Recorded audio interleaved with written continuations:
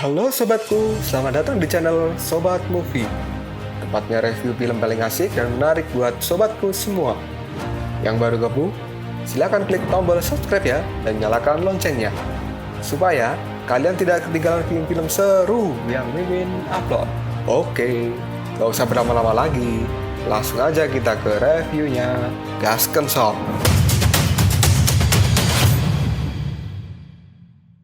Hey, oke, sobatku terkeren, terkecil, terbaik, tersemuanya. Kita masih bersama Sobat Movie, channel alur cerita terasik sepanjang masa.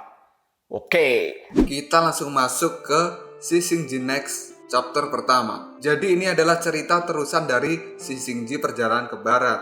Gak usah cacicot banyak bacot, kita langsung masuk aja ke pembahasan. Setelah misi mengantarkan Xiao Yu ke dunia barat selesai dan peperangan antara Dewa Kegelapan serta Dewa Cahaya juga selesai, kini kehidupan kembali normal seperti sebelumnya, di mana saat ini Istana Surga telah bersatu kembali dan posisi sebagai Kaisar Istana Surga kini ditempati oleh Dewa Sasin Guanyin.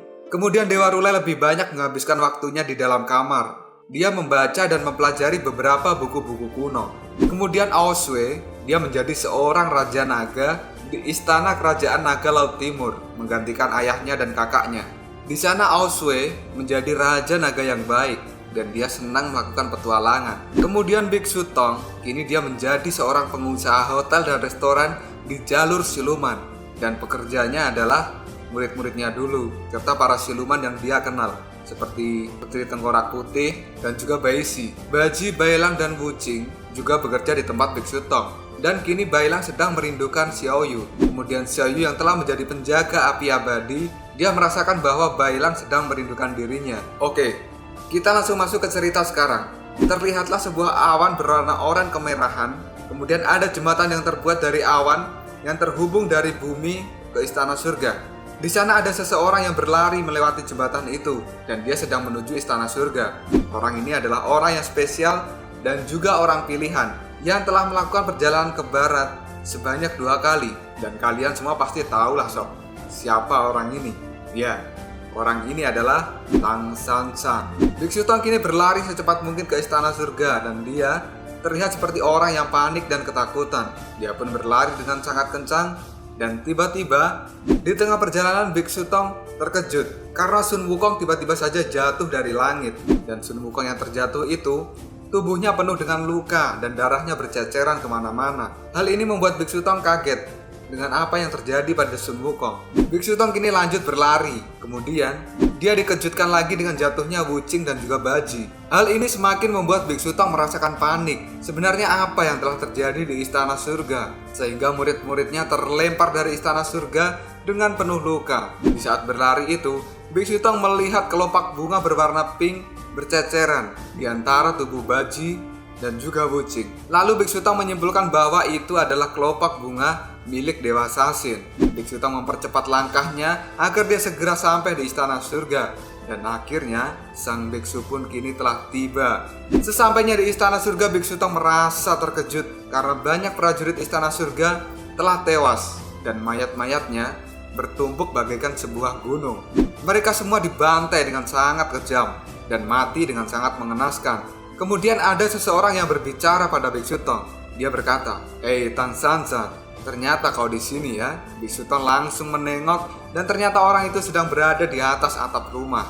Dan benar saja orang itu adalah Dewa Sasin Guanyin, sang kaisar Istana Surga saat ini.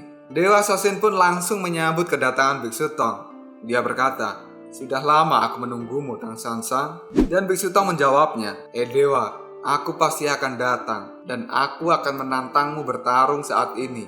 Tantangan pertarungan dengan Dewa Sasin kini telah diucapkan oleh Biksu Tong. Dan akhirnya perjalanan Tang San San dan murid-muridnya akan dimulai kembali. Biksu Tong berkata pada Dewa Sasin, Sasin Guanyin, perbuatan jahatmu hari ini aku harus segera mengakhirinya, kata biksu pada Dewa Sasin. Dan Dewa Sasin pun hanya memandang sang biksu dengan tatapan yang dingin tapi mematikan. Dan ternyata semua itu hanyalah mimpi dari Dewa Rulai. Mendapat mimpi yang buruk, Kini Dewa Rule langsung keluar dari kamarnya dan dia melihat langit dengan cahaya berwarna merah. Dewa Rule langsung terbang untuk memastikan misteri di balik fenomena ini. Dan kini dari atap rumah Dewa Rule melihat hujan api dari langit yang berwarna merah tadi. Melihat fenomena yang aneh itu, raut wajah Dewa Rule menjadi sangat ketakutan dan juga panik. Hal ini dikarenakan bahwa dalam buku kuno telah tertulis bahwa hujan api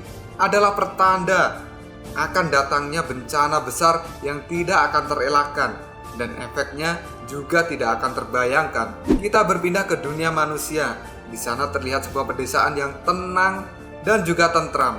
Terlihat juga seorang bapak-bapak yang sedang tiduran dan dua anaknya sedang bermain kejar-kejaran. Di sana juga terlihat seorang ibu-ibu telah selesai memasak dan menyuruh bapak-bapak tadi serta anaknya untuk makan malam karena makanannya sudah siap. Bapak dan anak itu pun kini berlari menuju rumah dan tiba-tiba saja terjadi sesuatu hal yang mengejutkan. Rumah itu dalam sekejap mata hancur. Hal ini membuat bapak dan kedua anaknya menjadi kaget. Dalam rasa kagetnya itu, kemudian muncullah seekor naga hitam raksasa yang langsung memakan sang ibu tadi. Tak hanya itu saja, setelah memakan sang ibu, kini naga pun mengincar bapak dan kedua anaknya. Dan akhirnya, bapak dan kedua anaknya tadi tewas dimakan oleh naga hitam ini. Tak berhenti sampai di situ, kini sang naga mengamuk dan mengobrak-abrik pedesaan. Dia memakan seluruh penduduk yang ada di situ. Kemudian datanglah seseorang yang langsung melompat ke kepala naga itu dan memegang tanduknya. Dan terlihat dari sini, sepertinya yang datang itu juga seorang naga. Dan ternyata yang barusan datang itu adalah Raja Naga Aoswe. Aoswe yang memegang tanduk naga, dirinya langsung berkata, "Hei naga, hentikan untukku." Dan kini Aoswe melihat mata naga itu dengan tatapan yang tajam dan penuh kemarahan. Karena naga tidak bisa berhenti memberontak, Aoswe pun kini berteriak, "Hei naga, tak bisakah kau mengerti ucapanku? Aku ini adalah rajamu," kata Aoswe. Aoswe yang kesal kini langsung membanting naga itu ke tanah. Naga yang masih saja tidak bisa berhenti. Hal ini membuat Aoswe semakin jengkel. Dan Aoswe kini berkata lagi, naga, aku adalah rajamu dan Raja Naga ini memerintahkanmu untuk tenang. Tidak ada yang bisa menyelamatkanmu saat ini. Jangan kau main-main dengan Raja Naga ya, kata Aoswe. Tapi perkataan dari Aoswe itu tidak dihiraukan oleh naga hitam ini. Dia pun masih mengamuk dan melemparkan Aoswe dengan ekornya. Lalu naga itu tetap memakan penduduk yang lainnya. Aoswe yang terkena sabetan ekor dari naga, dia memuntahkan darah yang cukup banyak. Dan dia pun terlempar hingga menabrak bangunan sampai hancur. Naga itu pun kini semakin brutal dan semakin tidak bisa dikendalikan. Lalu Aoswe berteriak, "Cukuplah. Jangan kau lakukan kegilaanmu ini ya naga." Dan naga pun kini menjawabnya, "Hei raja, apa yang kamu katakan? Sifatmu dulu juga sering membunuh dan membantai manusia. Kamu jangan lupakan hal itu, rajaku," kata sang naga. Mendengar naga berkata seperti itu, kini Aoswe menjawabnya, "Aku sudah tahu bahwa itu adalah sebuah kesalahan. Dan menurutku, sekarang naga tidak berhak untuk menyakiti siapapun," kata Aoswe. Aoswe kemudian mencoba berbicara dengan naga hitam itu. Naga, percayalah, kamu itu adalah penduduk dari klanku. Mari kita selesaikan ini baik-baik." Naga pun masih ingin tetap memberontak. Dan kini, Aoswe dengan tenang dia memegang kepala naga itu. Aoswe pun mengatakan pada naga hitam ini, "Bagus, tenanglah, relax, tenang, ikuti rajamu," kata Aoswe. Dan seketika, naga hitam itu pun berubah menjadi manusia naga kembali. Kini sang manusia naga merasa menyesal karena telah membunuh banyak orang dan tidak bisa mengendalikan dirinya. Aoswe pun mengatakan, "Sudahlah, tidak apa-apa, jangan khawatir." Naga itu pun kini berkata, "Rajaku, aku benar-benar tidak bisa melakukannya. Jika aku tidak membunuh orang, jantungku terasa berdetak kencang dan seperti akan meledak. Dan kini, jantungku merasakan hal itu lagi, rajaku," kata sang naga. Kemudian Aoswe menenangkan naga itu. "Jangan takut, ada aku," kata Aoswe. Dan tiba-tiba saja naga itu menangis di hadapan Aoswe. Naga yang menangis kini merasakan jantungnya berdebar dengan sangat kencang. Dan dia pun meminta tolong pada Aoswe. "Raja, tolong aku tidak ingin." Naga yang belum selesai bicara, dirinya langsung terbakar. Hal ini membuat Aoswe kaget. Dan naga itu pun lenyap menjadi asap di hadapan Aoswe. kita berpindah ke hotel milik Tang Sansan. Di sana terlihat Bailang sedang berlari membawa seorang anak kecil yang terluka. Bailang pun langsung memanggil gurunya. "Guru, selamatkanlah orang ini." Bisuto yang sedang tiduran langsung bangun menemui Bailang. Dan dia berkata, "Hei, ada apa kau Bailang? Kenapa kau tidak teriak?" Bailang pun langsung mengatakan pada gurunya, "Guru, anak naga ini terluka parah. Sepertinya dia berusia 10 tahun. Tolong selamatkan dia, Guru," kata Bailang. Biksu Tang langsung memeriksa keadaan naga muda itu. Dan kini, Biksu Tang melihat bahwa ekor sang naga telah patah dan juga telah membusuk. Lalu datanglah Baji dan Buci yang langsung bertanya, "Apa yang terjadi pada anak itu, Guru?" kata Baji. Biksu Tang masih terdiam dan menganalisa sebenarnya apa yang telah terjadi. Dan tiba-tiba saja, angin kencang dari luar kini berhembus ke dalam rumah. Biksu Tang langsung mengajak Bailang, Baji, dan juga Bucing untuk keluar dan memeriksanya. Setelah sampai di luar, mereka pun dikejutkan dengan pemandangan naga-naga hitam yang terbang menuju istana surga. Naga-naga hitam itu pun berasal dari naga-naga yang berada di hotel Biksu Tang. Dan kini, Bailang, Baji, Bucing, dan juga sang biksu sendiri merasa kaget bukan main dengan apa yang sebenarnya terjadi pada dunia ini. Dan akhirnya kini badai akan menghantam dunia lagi.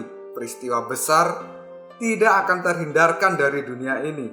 Dan ini adalah awal dari perjalanan Biksu Tang dan murid-muridnya. Lalu apakah yang akan terjadi pada naga-naga itu? Kenapa mereka menuju istana surga? Tunggu aja jawabannya di next video. Oprol sob.